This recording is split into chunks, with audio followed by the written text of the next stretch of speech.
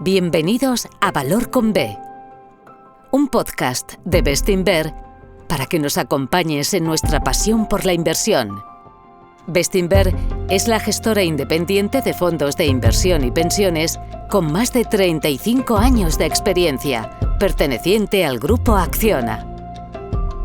Hola a todos, hola Pepe, ¿cómo estás? ¿Qué tal, Marta? Muy bien. Bueno, pues vamos con el segundo episodio dedicado a la geopolítica para inversores. Espero que, después del episodio anterior hayamos metido el gusanillo, ¿no?, de la geopolítica a nuestros oyentes. ¿No crees? Sí, claro que sí. Hombre, abrir esos intereses también es uno de los objetivos que tenemos en Valor con B, pero lo cierto es que en el mundo financiero, lo explicamos en el otro episodio, la geopolítica también juega su papel y tiene su parte de influencia. ¿Es algo esencial para invertir? No. ¿Es una disciplina directamente relacionada con la formación elemental que tiene que tener un inversor? Tampoco.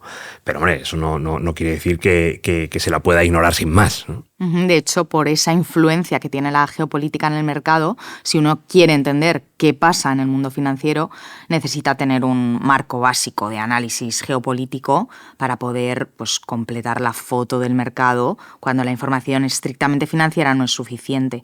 Entonces, pues por eso estamos haciendo estos episodios. Sí, y también diría que hay una cuestión adicional, ¿eh? ¿Cuál crees que es? Pues que la geopolítica puede que a los inversores que nos estén escuchando no les interese realmente. O sea, hay gente que no tiene por qué sentir ninguna atracción por la geografía, la geoestrategia, los mapas, las relaciones internacionales, la historia. Pues igual que a mí, yo qué sé, pues no me interesa nada la botánica, ¿no? Pues por supuesto. Pero la geopolítica ofrece un campo perfecto para practicar el pensamiento analítico que luego podemos aplicar a nuestras inversiones. Alguna vez lo hemos hablado de esto tú y yo, ¿verdad? Me parece, de hecho, muy interesante en este momento que expliques tu punto de vista. Pues mira, uno puede haber nacido con una mente analítica, igual que un deportista puede haber nacido con una genética atlética.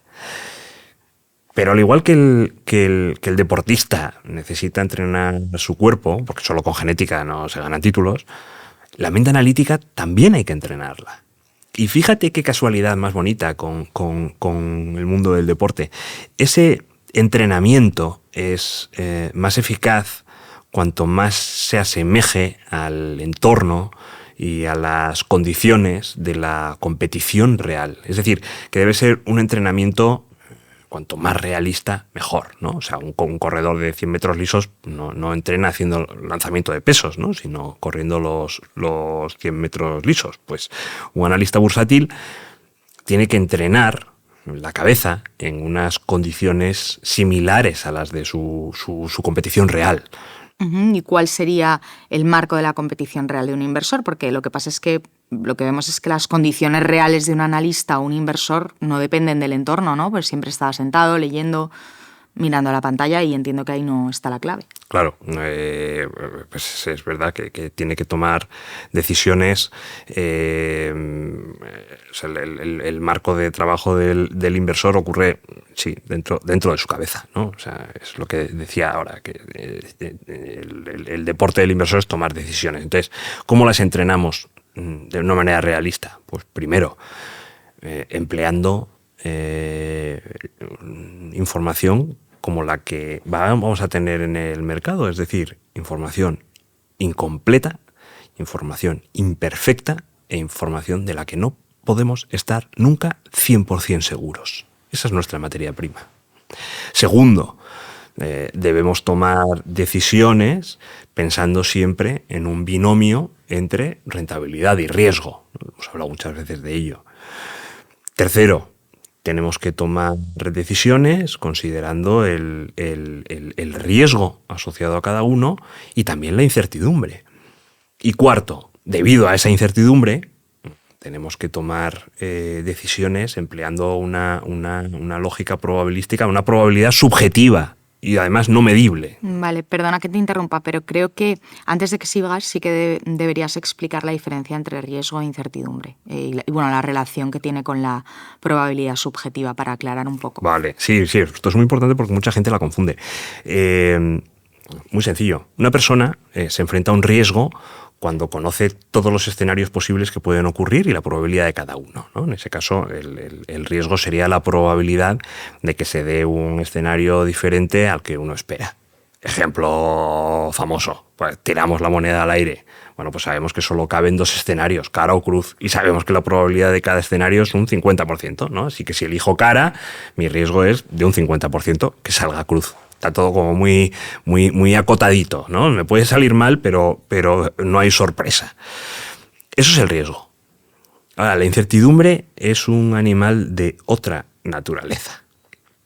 Cuando nos enfrentamos a la incertidumbre, no sabemos los escenarios que nos estamos enfrentando. Hay algunos que sí podemos anticipar con sus resultados positivos o negativos, pero hay otros muchos que también pueden ser positivos o negativos, que ni nos imaginamos. Yo siempre digo que la mejor clase de inversión, que dura como 15 o 20 segundos que he visto en mi vida, fue la famosa rueda de prensa de Donald Rumsfeld cuando le preguntaron sobre las armas de destrucción masiva en Irak, y el tío dijo pues, su famoso discurso de las cosas que no sabes que no sabes, ¿no? Pues eso es pura inversión, ¿no? Y pura incertidumbre. Porque realmente no sabemos el abanico de posibilidades porque hay muchos escenarios que no sabemos.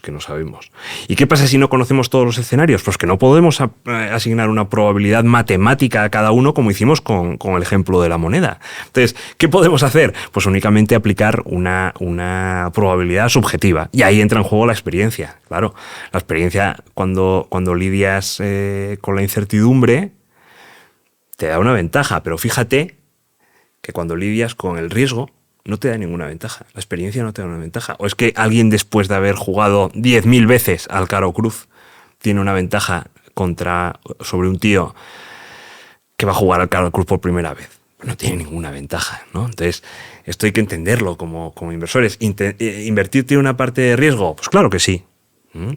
Pero tiene una parte enorme de incertidumbre. Digamos que el riesgo es la parte más científica, es más matemática porque se puede medir, y la parte de incertidumbre, que por definición no se puede medir, es el componente de arte.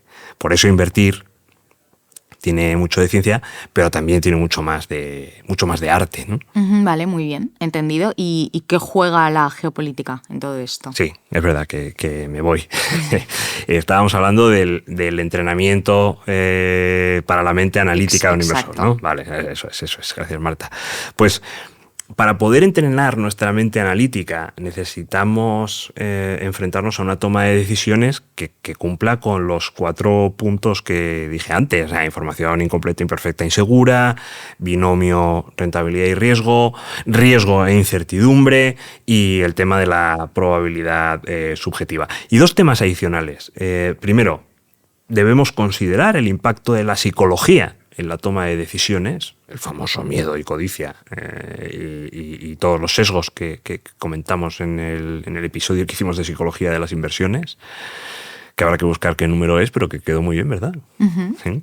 Y segundo, debemos considerar que cuando invertimos de verdad, la realidad, o sea, por 1.000.000 de cosas, es más complicada que el entrenamiento. Y esto es lo que en teoría militar se llama la fricción y la niebla de la guerra, que son 2 conceptos de Karl von Clausewitz, por cierto, militar prusiano. Un saludo para mi amigo del primer episodio. Pues la fricción son todas esas cosas que pueden salir mal en el campo de batalla y que diferencia el movimiento de un ejército sobre un mapa del movimiento de un ejército bajo las balas enemigas. Evidentemente no es lo mismo, ¿no? Hay errores humanos, órdenes mal transmitidas, cansancio, miedos, fallos logísticos, falta de coordinación. Bueno, pues todo eso que surge que en el mapa no surge, pero sí surge en la vida real, la fricción. Y luego la niebla, se refiere más a una limitación cognitiva del militar, ¿no? Por ejemplo, la niebla no nos deja ver, ¿no? Esto se traduce en una inteligencia imperfecta, rumores falsos, comunicaciones cortadas, ruido informativo, datos obsoletos. Pues ese es el efecto de la información imperfecta e incompleta, ¿no? Se traduce en niebla. Bueno, pues para entrenar la mente analítica como inversores, tenemos que crear un marco similar a la práctica real, igual que hace el deportista. Y aquí es donde voy, porque el análisis geopolítico nos da ese marco, nos ofrece ese marco. ¿Por qué? Porque toda la información geopolítica cumple con las mismas características que la información financiera, exactamente las mismas. Así que nos permite practicar la mente como inversores, aunque la geopolítica no nos guste o no nos guste la historia, ¿no? O sea, podemos coger un libro de campañas militares o el periódico Hoy y pensemos cómo afectaron todos estos elementos a la toma de decisiones. ¿Seremos más cultos? Sí, pero sobre todo seremos mejores analistas y, por extensión, seremos mejores inversores. Súper interesante, que por cierto, antes de que continúes, he estado buscando el episodio, es el número 34 y 35, ¿vale? Los de psicología de la inversión. Muy bien. Y otra cosa que igual sorprende a nuestros oyentes. ¿Cuál? ¿Sabes otra disciplina que permite practicar la mente del analista, como acabo de explicar? El fútbol. Pues sí que es sorprendente. Pues, a nuestros oyentes, sobre todo sección masculina, seguro que les encanta. Pues mira, ¿quieres dar, esto es un consejo a los que nos escuchan, ¿quieres ser mejor analista como inversor, ¿eh? ¿Quieres ser mejor analista pero te da pereza la historia militar y la geopolítica? Pues ponte a analizar fútbol desde un punto de vista táctico, porque cumple exactamente las mismas características de la información que dije antes, las mismas. Bueno, igual con el fútbol, de hecho, cuesta menos, ¿no? Sí, bueno, desde luego, mira, yo nunca tuve cerca un campo de batalla activo. Sí he estado en muchos campos de batalla de la historia, porque soy el típico freak que hace este tipo de cosas y tortura a mi mujer en vacaciones. Pero aunque nunca he estado en un campo de batalla, sí puedo ser analista táctico de fútbol. De hecho, soy analista táctico de fútbol. Tengo varias certificaciones de análisis táctico y hago análisis para el equipo de mi hijo mayor. Y así entreno la cabeza, y eso lo puede hacer cualquiera. ¿No te gusta el fútbol? Pues analiza baloncesto, balonmano, rugby, fútbol americano. Aunque no se nos olvide geopolítica e historia militar. Geopolítica o historia militar. O sea, cualquier campo que implique toma de decisiones con información, con las 4 características que hemos visto antes, pues ese entrenamiento te va a hacer mejor analista, y al ser mejor analista te va a hacer mejor inversor. Pues no es un mal argumento, ¿no?, para explicar la razón de la razón de ser de estos episodios. Algún día podríamos hacer uno de fútbol para inversores. Pues seguro, ¿no? Pero tenemos unos cuantos en la lista de espera, pero seguro que un día nos animamos, ¿no? Venga, bueno, vamos a centrarnos en el episodio de hoy, que mejor, se nos sí. va. Bueno, pues en el episodio anterior de geopolítica hablamos mucho del componente político y yo creo que poco del geográfico. Entonces vamos a hacer hoy lo contrario, nos vamos a centrar en el componente geo, de la geopolítica, y bueno, sí que les recomiendo que antes de empezar tengan un mapa mundi un poco a mano, porque vamos a explicar esos lugares estratégicos tan importantes que permiten, bueno, influir, condicionar, incluso determinar las interacciones y decisiones entre los distintos estados. O dicho de otra forma, vamos a ver los lugares que dotan de poder, ¿no?, tal y como lo definimos en el episodio anterior, que dotan de poder al Estado que los controla. Evidentemente, por una cuestión de tiempo, no vamos a ver todos los que existen, pero sí vamos a identificar los que tienen mayor relevancia a nivel global y, bueno, pues donde se centran los mayores pulsos entre potencias, diría Pepe. Sí, y ya que comentas lo del mapa, también, que es necesarísimo para seguir el episodio de hoy, también me gustaría recomendar 3 libros de divulgación que son muy chulos, que además están escritos en español y que son muy recientes y que nos han ayudado a dar forma a este episodio. Y ojo, que son libros de divulgación para todos los públicos, ¿vale? No son tochazos librazos académicos, así muy insufribles, que tiene que ser para gente que les guste y tal. O sea, no, esto es para todos los públicos, así que no duden en comprarlos si tienen interés. El primero se llama Las fuerzas que mueven el mundo, la geopolítica y la economía global en mapas, escrito por la gente del orden mundial y editado por Ariel, que este es un libro básicamente de mapas, que es un contenido súper visual en el que pues, a través de una serie de gráficos te transmiten conceptos geopolíticos importantísimos. Muy facilito, claro, de leer, pues son todos gráficos. El segundo se llama Por un pedazo de tierra, la nueva geopolítica basada en las conexiones, escrito por Yago Rodríguez y editado por Deusto. Y creo que este libro es especialmente interesante para los inversores porque realmente ofrece un marco con el que crear un puente directo entre la geopolítica y la economía. Vamos, a mí me encantó. Y el tercero se llama Un mundo convulso, claves geopolíticas, escrito por mi paisano Francisco García Campa y editado por HRM Ediciones, ¿no? Que seguro que si nos escucha algún aficionado a la historia militar, a cuestiones militares en general, conoce su podcast Velum Artis. Bueno, pues estos 3 libros son un soporte perfecto y para todos los públicos para seguir los temas que vamos a tratar hoy junto al mapa que decía Marta. Y luego no puedo evitar un extra para los, eso sí, esto es para los muy cafeteros, ¿vale? Que esto ya es otro nivel, que creo que solo está escrito en inglés, pero es un librazo que también hemos usado para este episodio, escrito por Saul Bernard Cohen, que fue un importante académico norteamericano, que se llama Geopolitics, The Geography of International Relations. Y esto sí que, ojo, esto es altísimo nivel académico, así que no es para todos los públicos, pero menudo librazo. Ahora que has hablado de la bibliografía, sí me gustaría comentar algo que me pareció súper curioso, ¿no? Cuando empezamos a documentarnos para este episodio y que seguro es una reflexión que harían muchas de las personas que nos escuchan. Y me refiero a que un mapa puede ser mirado a través de lentes muy distintas, ¿no? Y con cada una cambian las interpretaciones que se puede hacer de este mismo mapa. Entonces, bueno, vamos a tenerlo en cuenta y vamos a pensar en que tenemos que aprender la forma en que un inversor mira un mapa. Eso es, bueno, exactamente lo que les voy a explicar ahora. Vamos a proponerles una forma diferente de mirar a un mapa. Entonces, les recomiendo que tengan cerca la típica bola del mundo, directamente miren en Google Earth y vayan dibujando las zonas que les voy a describir para que lo vean, ¿no? Y para que lo entiendan. Porque lo primero que haremos para aprender a mirar un mapa con las lentes de un inversor es dividir el planeta en diferentes zonas.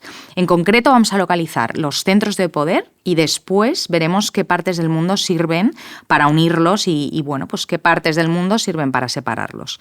Entonces, lo primero de todo es encontrar los centros de poder, como hemos dicho. Para ello, lo más directo es ver dónde se concentra la población, porque donde hay población hay poder, hay riqueza. En un desierto, pues no hay nada, ¿no? Y si buscamos concentraciones de población, veremos que el 80% de los habitantes del mundo se concentran en 5 grandes zonas que albergan o han albergado a las principales potencias de la historia.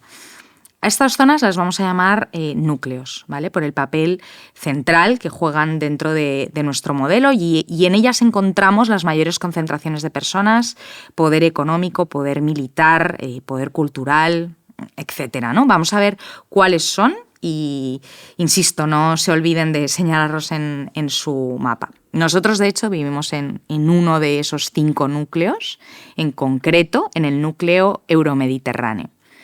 ¿Qué incluye este núcleo? Incluye a toda Europa occidental, los países nórdicos, Rusia hasta los Urales, baja hasta el Mar Caspio, bordea el Mar Negro, incluyendo los Balcanes y parte de Turquía, y por último, la costa del Levante mediterráneo y del norte de África. Entonces, en total, tiene cerca de 800 millones de personas. Está muy fracturado política y culturalmente, muchas naciones, idiomas, muchas enemistades, y contiene varias potencias regionales que a lo largo de la historia han tenido pues guerras casi constantes, diría. Alemania, Francia, España, Inglaterra, Rusia, Turquía. Este sería el primer núcleo, ¿de acuerdo? Si cruzamos el Atlántico, encontramos otro gran centro de poder, que sería el núcleo norteamericano. Está formado por Estados Unidos, las zonas pobladas de Canadá, México, Centroamérica y todo el Caribe. Aquí hay unos 550 millones de habitantes y, por supuesto, pues incluye la principal potencia mundial. Si desde Europa, en vez de mirar al oeste, miramos hacia el este, veremos el núcleo Indo-Pacífico. Este es un triángulo que va desde Japón a la India y hasta el vértice marcado por el extremo sur de Indonesia. Aquí hay 4.000 millones de personas en una zona extraordinariamente fracturada desde el punto de vista político, con potencias como China, India, Japón, y donde está el país con mayor número de musulmanes del mundo, que es Indonesia. Mucha gente piensa en el mundo árabe al hablar del Islam, pero el principal país musulmán por número de habitantes está en Asia. Y luego, por último, pasaríamos a ver África. En África tenemos dos grandes núcleos restantes.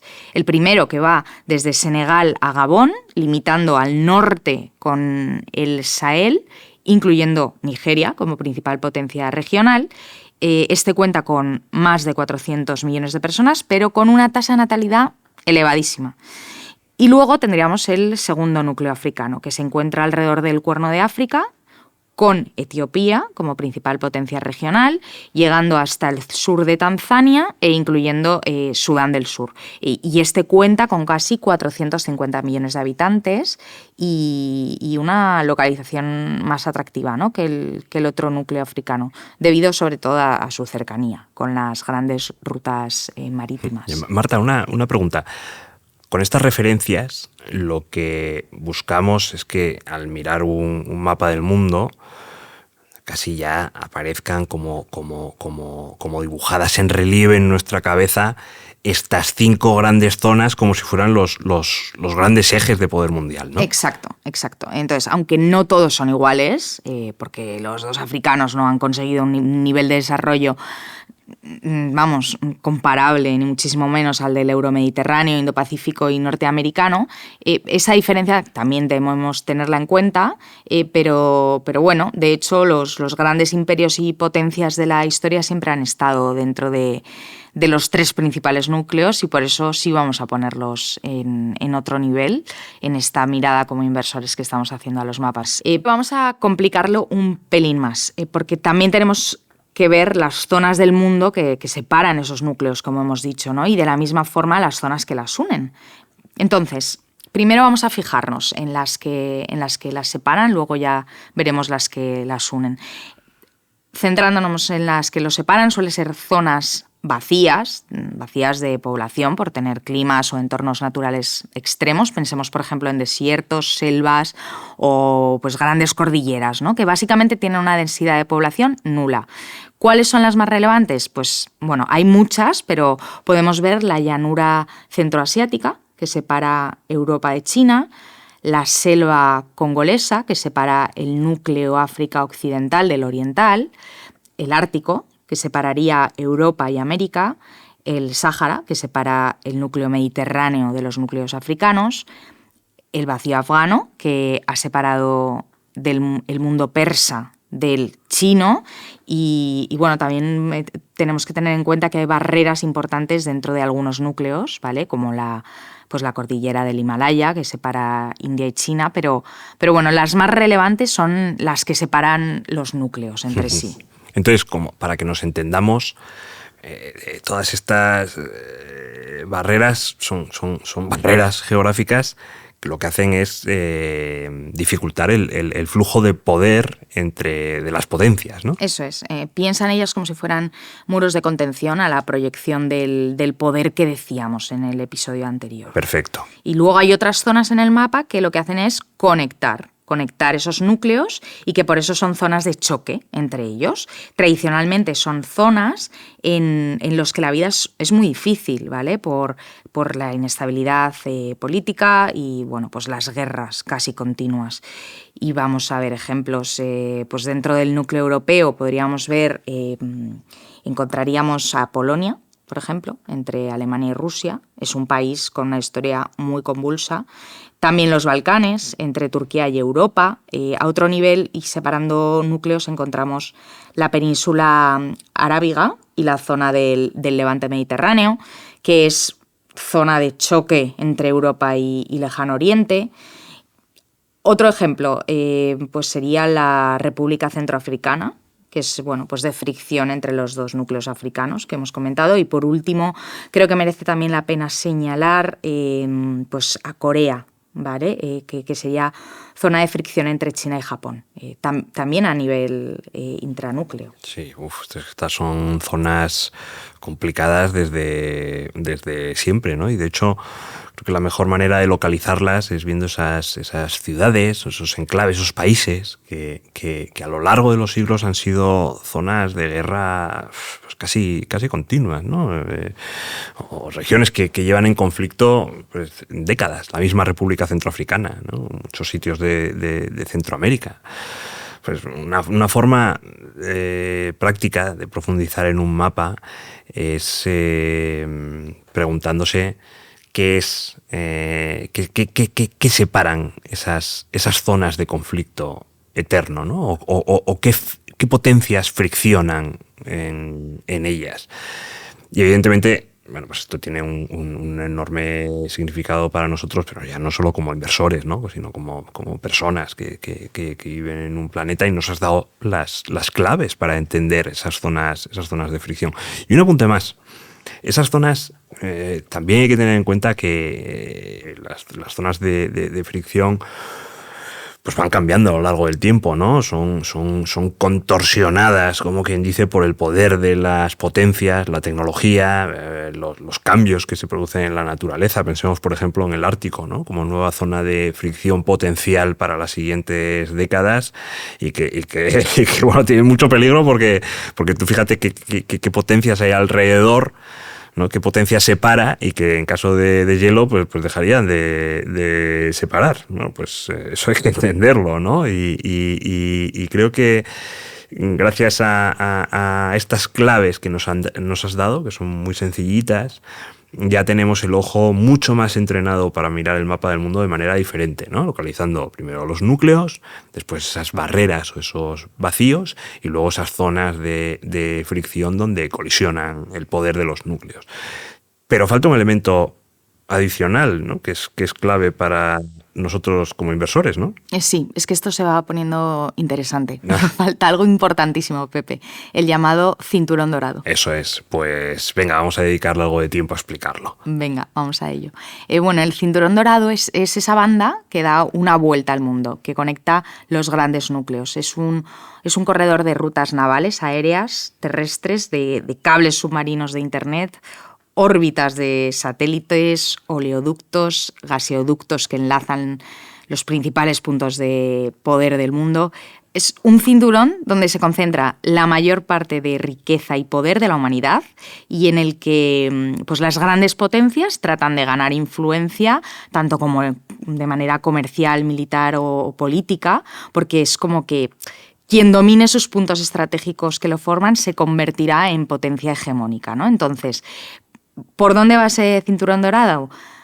Podemos empezar por el estrecho de Gibraltar, entrando hacia el Mediterráneo, cruza el canal de Suez hacia el Mar Rojo, atraviesa el estrecho de Bab el-Mandeb hacia el Golfo de Adén, donde se une con las rutas marítimas del Golfo Pérsico, y luego sigue bordeando la India por el Océano Índico, va por el estrecho de Malaca, continúa por el Mar del Sur de China por Filipinas, Hong Kong, Taiwán, la costa china, Corea del Sur, y desde Japón entra en el Océano Pacífico hacia Hawái, Los Ángeles, el Canal de Panamá, atraviesa el Caribe, cruza el Atlántico y baja por los principales puertos de Europa, en Inglaterra, Holanda y Alemania, hasta llegar de nuevo al estrecho de Gibraltar. Pues menuda vuelta al mundo nos has dado, ¿eh?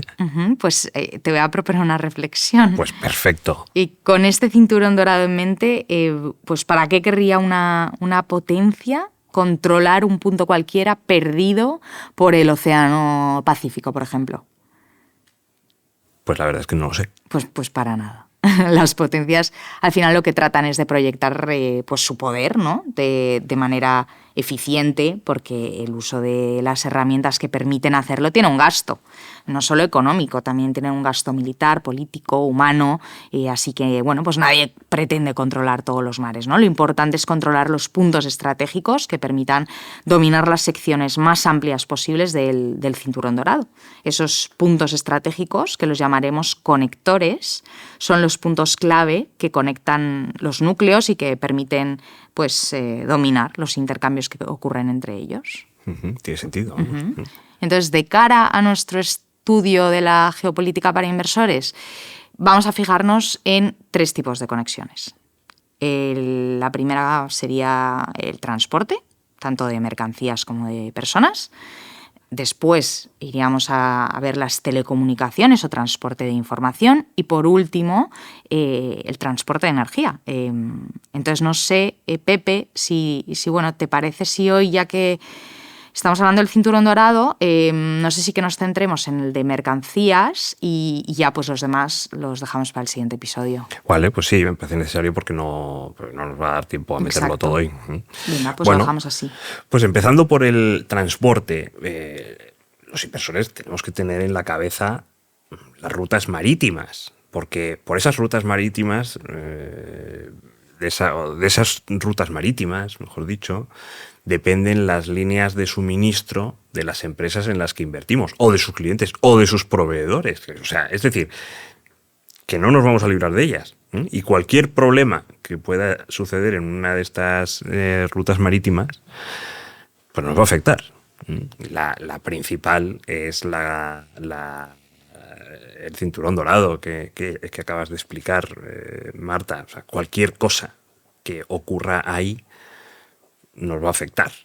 O sea, y claro, la pregunta es, bueno, pues ¿cuáles son esos puntos estratégicos que permiten controlar grandes secciones del cinturón dorado? Pues diría que en primera división hay 8 puntos claves que son determinantes para el comercio mundial y que tenemos que tener grabados en la cabeza siempre.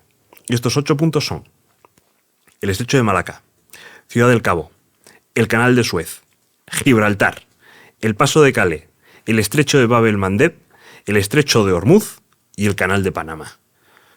8 puntos fundamentales que tenemos que localizar en el mapa siempre. Luego podemos hablar de otros puntos estratégicos en un segundo nivel, ¿no? Pues tenemos el Estrecho de Magallanes, el Estrecho de Kattegat, que está entre Dinamarca y Suecia, el canal Volga-Don, que no lo conocemos mucho en España, pero es tan importante como que permite pasar del mar Caspio al mar de Azov y de ahí al mar Negro. El Bósforo Dardanelos, que permite ir del mar Negro al Mediterráneo. Y por supuesto el Estrecho de Taiwán. Algunos de estos puntos están fuera del cinturón dorado y han perdido importancia, bueno, pues por cuestiones tecnológicas que ya han permitido sortearlos, pero siguen siendo puntos muy importantes. Bueno, pues estos son lugares fundamentales, puntos clave que a los inversores nos ha impuesto la geografía. Y pensando en términos de geopolítica, que es al final de lo que va este episodio, la potencia que controle esos puntos estratégicos va a poder proyectar su poder, en mayor o menor medida, por todos los países cuyo comercio dependa del flujo de mercancías por el cinturón dorado, ¿no? Por estos puntos. Hemos hablado mucho en el episodio anterior, en otros episodios, pues de la proyección marítima de Estados Unidos por estar bañado por 2 océanos, pero es que esa proyección marítima solo tiene sentido si Estados Unidos, no tiene sentido, vamos, es mucho más importante, porque Estados Unidos controla el Canal de Panamá, que es uno de estos 8 puntos fundamentales del cinturón dorado. Entonces, yo les recomiendo a ustedes que hagan lo mismo que yo tengo en mi despacho. Yo tengo en mi despacho en la pared un mapa mundi gigante en el que he pintado con rotulador el cinturón dorado y he marcado todos estos puntos estratégicos, los puertos y los aeropuertos y otras cosas que iremos comentando, ¿eh? O sea que esto se lo recomiendo a todo el mundo porque como inversores les interesa y como ciudadanos del mundo también. Pues fenomenal. Ahora vamos a pasar, si te parece, a los puertos. Los puertos. Pues los puertos, los puertos han tenido una importancia en la economía desde hace siglos, ¿no? Así que también tenemos que tenerlos en la cabeza. Los 10 puertos más grandes del mundo están en Asia, ¿vale? El más occidental, por así decirlo, estaría en Dubái, o sea que, vamos, son todos puertos para esa parte del mundo. China tiene 6 de los 10 puertos más grandes. Y esto, claro, tiene sentido, ¿verdad? Porque ya sabemos, pues, lo que decíamos en el anterior episodio, pues, si la globalización siguió en su momento un esquema marítimo y China fue el receptor de la industria mundial, pues tiene que tener puertos y además también tiene su costa. Ahora bien, también tenemos que tener en mente otros puertos que están repartidos por todos los continentes y que forman esas rutas marítimas de las que estamos hablando. En Europa tenemos Amberes y Rotterdam. En Estados Unidos, Los Ángeles, Nueva York. En Latinoamérica, Cartagena de Indias. En Colombia, Santos. En Brasil. En la puerta del Mediterráneo tenemos el puerto de Tánger y el de la bahía de Algeciras, en Cádiz. Y hacia Oriente tenemos puertos importantísimos como Dubái, Singapur, Melbourne, Busan, está en Corea del Sur, y por supuesto el de Shanghái, ¿no? que es el más grande del mundo. Bueno, fíjate que comentamos en el episodio anterior cómo Estados Unidos estaba bendecido por la geografía con su proyección a 2 océanos. Y con lo que estamos comentando ahora mismo, hay que resaltar sus puertos en el Pacífico, ¿no? Principalmente el puerto de Los Ángeles, luego en el Atlántico el de Nueva York y entre ambos el control del Canal de Panamá. Es decir, que Estados Unidos pues también juega un papel esencial en ese cinturón dorado del que estamos hablando. Si es que es la primera potencia, es que no podría ser de otra forma, ¿no? Total. Ahora, mirando el mapa, creo que hay otro aspecto relevante que al menos deberíamos plantear. ¿Cuál? Pues la situación de China. Decías que tiene 6 de los 10 puertos más grandes del mundo y evidentemente eso pues le da una enorme proyección marítima, ¿no? Pero alrededor de China pues hay una serie de islas y estrechos que prácticamente la cierran. Entonces, pues no es la amplitud hacia el mar que tiene Estados Unidos, ¿no? No, claro, y esto, ojo, que hay que explicarlo bien porque en el episodio anterior decíamos que China es una potencia terrestre, aunque tiene esta proyección al mar, ¿no? que es indudable, pero este es el gran problema estratégico, uno de los grandes problemas, yo diría que el principal al que se enfrenta China. Por ejemplo, centrándonos en esta proyección marítima, ¿vale? Para pasar del Mar del Sur de China al Océano Pacífico, se tiene que pasar por 3 potenciales puntos de estrangulamiento, que son el canal de Bashi, que está entre Taiwán y Filipinas, el estrecho de Miyako, que está en Japón, y el estrecho de Taiwán. Son sitios que se pueden cerrar con facilidad. Hacia el Índico, pues tienes el estrecho de Malaca, que está entre Malasia y la isla de Sumatra en Indonesia, que es la ruta más usada entre el Índico y el Pacífico. Pero como tiene poca profundidad, los barcos que no pueden pasar por ahí pues se tienen que derivar hacia el estrecho de Lombok, que está entre la isla de Bali y la isla de Lombok, que también está en Indonesia. Y el estrecho de Sonda, ¿no? entre Java y Sumatra, que también está en Indonesia. Y luego, que si no quieres pasar por el Índico para ir hacia Europa, pues tienes que atravesar, tienes que ir para el otro lado. China tendría que ir para el otro lado, tendría que atravesar el Canal de Panamá, ¿no? Con los problemas que podría tener China para proyectar su poder marítimo si está la gresca con Estados Unidos. Y luego otra cosa más. En el cinturón más próximo a China hay cientos de islas pequeñitas, pero donde unas instalaciones militares podrían complicar el paso de la armada china. Por eso decíamos que China era tan terrestre y, por supuesto, está claramente atrapada o encajonada, sobre todo si la comparamos con Estados Unidos. Pues más a mi favor, porque quería comentar que, bueno, relacionado con esto, dos cosas. Primero, las posibilidades que plantearían el deshielo del Ártico de cara al transporte de mercancías hacia Europa, y no tanto por el transporte de energía procedente de la península arábiga, aunque tendrían que pasar por el estrecho de Bering, controlado por Estados Unidos y Rusia, y que además es poco profundo. Pero en un entorno pacífico, el deshielo supondría una reducción considerable de tiempos y costes en el transporte de mercancías. En algunos informes he visto que se habla de ahorros del 40%, que no es poca cosa. Y como efecto secundario, ese deshielo trasladaría parte de la importancia geoestratégica de Indonesia hacia Rusia y el Mar del Norte en Europa, que es donde desembocarían los contenedores que pasaran por el Ártico.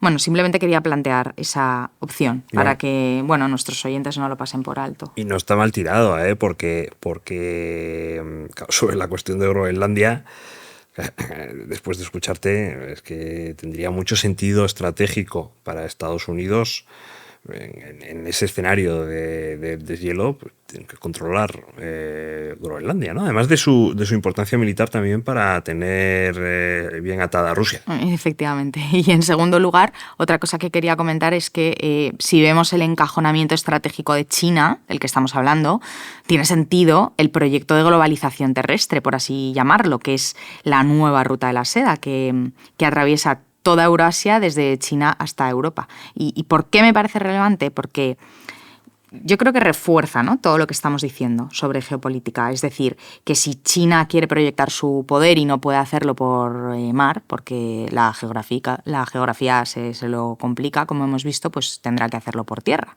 Así que, bueno, es un buen ejemplo de cómo la geografía determina o incluso condiciona la política de un país. Es un ejemplo perfecto, vamos. Luego habrá que ver dónde termina ese proyecto de la nueva ruta de la seda. Pero está claro que como inversores, bueno, pues ahí también tenemos que tener nuestros ojos, ¿no? Pero está muy bien traída esta reflexión final sobre la influencia de la geografía, porque tiene una gran importancia para entender la política y también la economía, ¿no? Y desde aquí invito a los oyentes que, después de digerir todo lo que hemos dicho sobre núcleos de poder, el cinturón dorado, los principales estrechos, canales y puertos del mundo, yo les invito a que cojan una presentación corporativa de una empresa naviera como Maersk o de una compañía de almacenaje como Vopak y se fijen dónde están sus instalaciones. Todas estas tienen mapas del mundo con puntitos de dónde estamos. Bueno, pues fíjense dónde están esas instalaciones. Y seguro que después del episodio de hoy algo ha cambiado en su forma de ver un mapa y en el significado económico, estratégico y también geopolítico que tienen la ubicación de estas instalaciones. Recuerden que en el episodio anterior dijimos que las empresas eran actores geopolíticos secundarios, pero eran actores geopolíticos. Bueno, pues usen el conocimiento que dimos en ese episodio y los mapas corporativos para entender ese rol que juegan las compañías. Y una nota más antes de despedirnos. Respecto a la eficiencia del control del mar que decías, Marta, hace unos minutos, yo les voy a pedir ahora que vuelvan a dibujar en la cabeza el cinturón dorado y sitúen mentalmente sobre esa línea, sobre esa banda, los lugares que les voy a decir ahora. El primero es Norfolk, en Virginia, que está unos 500 kilómetros al sur de Nueva York. Nápoles, Bahrein, Yokosuka, que seguro que no lo ubicamos la mayoría, está como unos 70 kilómetros al sur de Tokio, así es más fácil. San Diego, en Estados Unidos, y Mayport, en Florida, también en Estados Unidos. Podríamos decir que básicamente esos puntos recorren el cinturón dorado, ¿no? Buah, Marta, es que esos puntos recorren el cinturón dorado, pero ¿sabes lo que hay en cada uno de esos puntos? Pues que ahí están las bases de la US Navy, de la Armada de Estados Unidos. En Virginia está la segunda flota, la del Atlántico Norte y el Ártico. En Nápoles la sexta flota, la del Mediterráneo y Europa. En Bahrein, está muy de actualidad, la quinta flota, la de Oriente Medio y el Índico. En Japón la séptima flota. Por cierto, la más grande, la más importante, porque con ella defiende Taiwán y hace disuasión contra China y Corea del Norte, que por cierto, el mando estratégico de esta flota está en Hawái, que es un sitio del que hablaremos en el próximo episodio, pero que tiene una importancia geopolítica brutal, ¿eh? La tercera flota está en San Diego, es la flota del Pacífico Oriental, y la cuarta flota está en Florida, la del Caribe, que por cierto también tuvo su papel, como es lógico, en las operaciones de Venezuela a principios de este año. Así que fíjate, y esto no es casualidad, que la Fuerza Naval de Estados Unidos se reparte por el cinturón dorado. Fíjate que si China, como potencia terrestre, intenta expandirse por el interior con su ruta de la seda, bueno, pues como potencia marítima, Estados Unidos mueve su fuerza por el cinturón dorado a través de sus bases, a través de su armada. Fíjate qué concepto tan interesante para todos nosotros como ciudadanos del mundo, es este para entender qué es lo que está pasando y también como inversores, ¿no? Pues la verdad es que es como para mirar el mapa con otros ojos, ¿no? Que bueno, de hecho es lo que hemos intentado explicar hoy. Entonces recuerden, a partir de ahora, cuando miren un mapa, localicen los núcleos como centros de poder y riqueza, los vacíos o barreras que los separan y las zonas de fricción que los unen. Después dibujen esa banda imaginaria que se llama cinturón dorado que une los núcleos entre sí, y en ese cinturón señalen los principales estrechos, canales y puertos como puntos estratégicos que dan capacidad para influir a quienes los controlan. Yo creo que de esta forma ya tendrán un esquema mental para entender las rutas marítimas, el transporte de mercancías y las cadenas logísticas globales de la mayor parte de empresas en las que podemos invertir. Entonces, aunque en el próximo episodio seguiremos añadiendo detalles a esta nueva forma de mirar un mapa, yo creo que con lo que hemos dicho hoy tienen ya bastante, ¿no?, material para pensar. Sí, bastante más, pero si me permites me gustaría darle otra notita para claro. Seguir pensando. Bueno, primero que en esa ruta, en ese mapa que acaba de decir Marta, yo también les animo a que dibujen los sitios donde está la Marina de Estados Unidos, la US Navy con sus bases, porque evidentemente es importante. Y también que hacer una reflexión, y es que en el episodio de hoy y en el anterior hemos hablado del carácter marítimo o talasocrático de Estados Unidos y del carácter terrestre o telúrico de China. Y hemos visto cómo la geografía determina ese carácter y cómo en torno a él cada potencia desarrolla un modelo político, un modelo económico, social, que es diferente de la otra. O más que diferente, es que es antagónico. Y tan antagónico que el conflicto entre potencias del mar y potencias de la tierra, lo dijimos en el anterior episodio, es tan antiguo como la guerra del Peloponeso en el siglo V o antes de Cristo entre Atenas y Esparta. Pues también era el escenario de la Guerra Fría entre Estados Unidos y Rusia. O sea que ese conflicto se repite a lo largo de la historia y hoy está tan presente como siempre y marca el pulso de la pugna geopolítica entre Estados Unidos y China, afectando a la economía y afectando a los mercados de una forma tan importante que como inversores es imprescindible que lleguemos a entender. Totalmente de acuerdo, Pepe. Me ha parecido muy interesante, espero que a todos ustedes también les haya parecido interesante y les invito a que escuchen nuestro siguiente episodio, que será el tercero dedicado a la geopolítica para inversores. Así que muchísimas gracias. Bien, gracias. Gracias por escucharnos. Volveremos pronto con otro episodio de Valor con B, un podcast de Bestinver. Hasta pronto.